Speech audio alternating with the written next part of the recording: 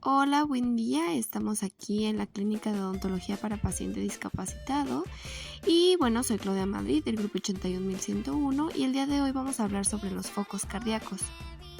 Y pues bueno, primero tenemos que entender qué son los ruidos cardíacos y pues son la expresión sonora del cierre de las válvulas cardíacas.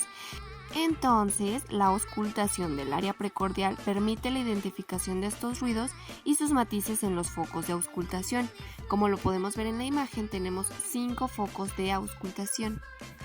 El aórtico, señalado de color rojo, el pulmonar, señalado de color verde, el aórtico de color azul, el mitral de color amarillo y el tricuspidio de color verde. Y pues bueno, como se puede ver en esta imagen, es muy distinto ubicar los focos cardíacos en un esquema y en un paciente real.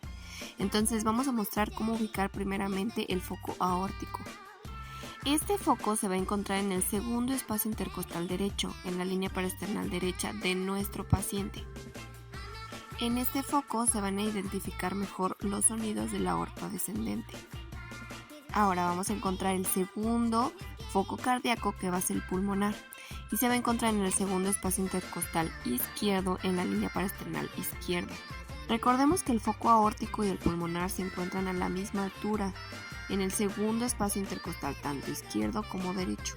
Ahora vamos a identificar el siguiente foco cardíaco, que va a ser el aórtico accesorio, y este se va a encontrar en el tercer espacio intercostal izquierdo.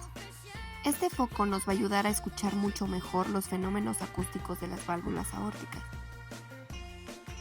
El siguiente foco es el tricúspide, que está ubicado en el cuarto espacio intercostal izquierdo, en la línea paraesternal izquierda inferior. Este foco nos va a ayudar a identificar mejor los sonidos del ventrículo derecho, ya que tienen mayor contacto. El siguiente foco es el mitral.